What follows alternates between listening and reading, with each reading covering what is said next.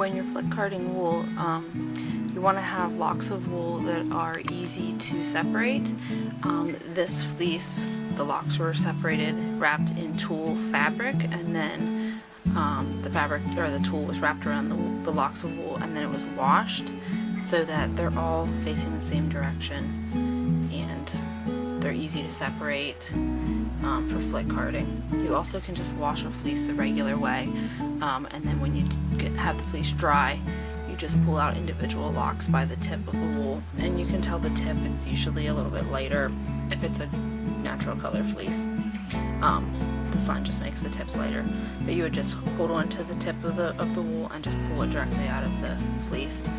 And then once you have the locks, I usually pull out a whole pile of locks and then I'll start flick carding.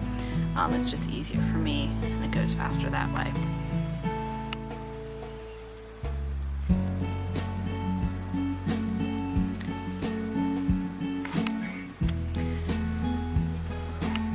Then for flick carding, you need a flicker.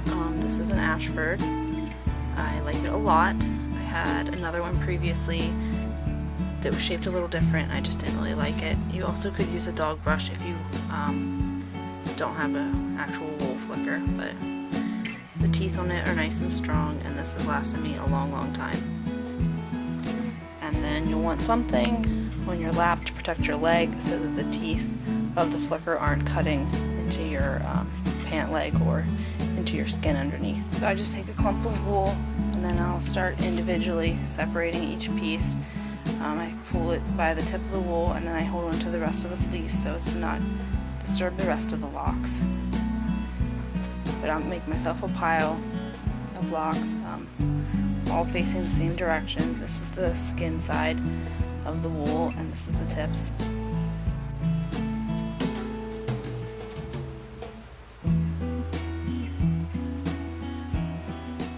So then I'll take one lock of wool at a time. Sometimes I'll do 2 or 3, but it's easier if you just use one.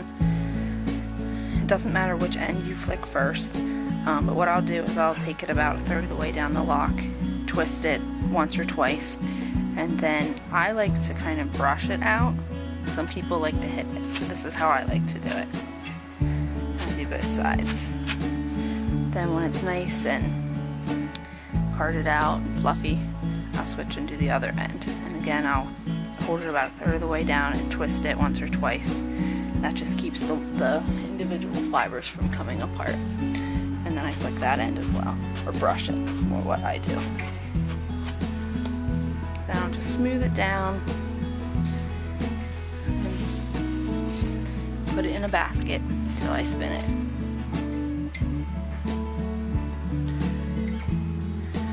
The other way of flicking, which is probably the more correct way, is to just like tap the ends, and that works too.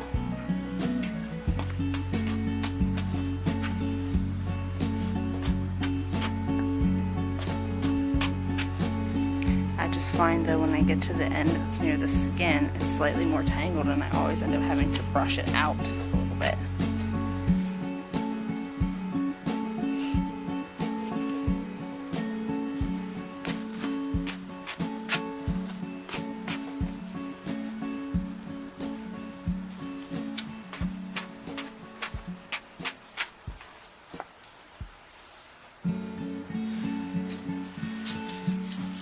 When I lay them in the basket, I lay them all in the same direction so that the tips are on one side and the butt of the locks are on the other side, so that I can spin them all in the same direction.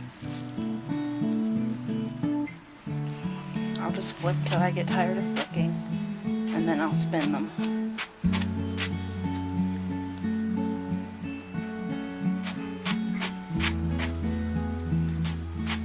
I find that the tips are much easier to brush out than the butt end of the fleece. The butt end of the fleece is the portion that was closest to the skin. See, this part just cards out super easy.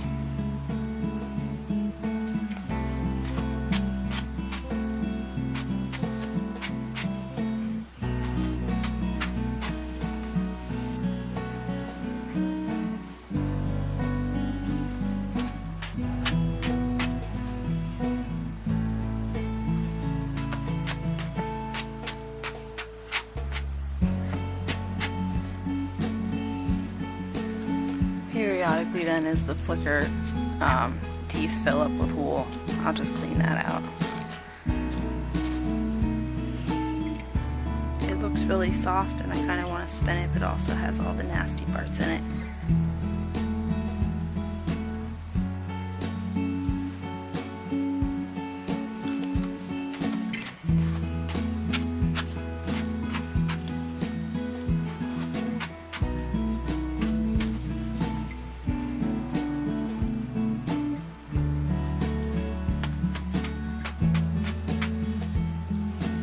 This is my favorite way to prepare wool to spin. I just love touching the wool after it's carded.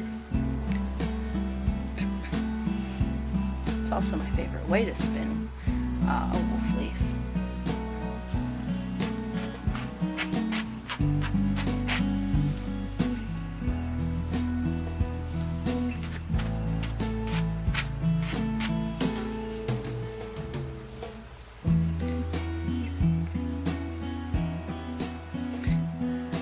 This fleece was coated, so there's very little VM in it. But even if you did have a fleece with a good amount of VM, this takes out most of it.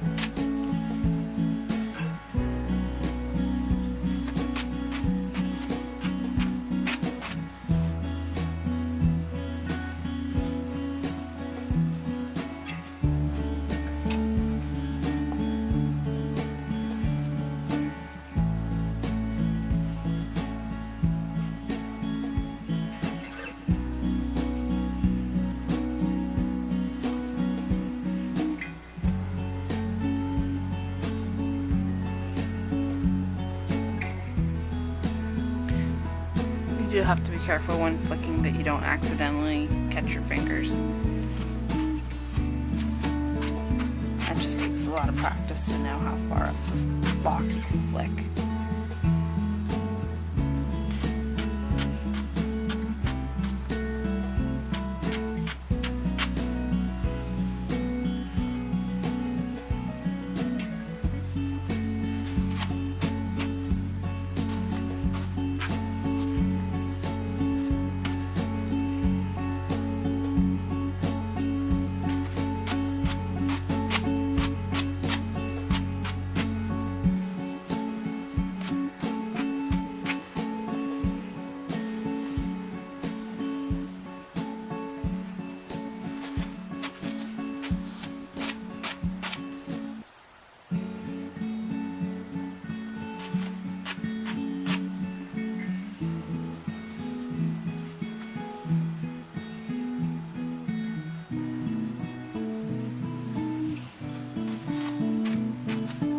Flicking is also a good way to remove the tips of the locks if they're weak and will break off.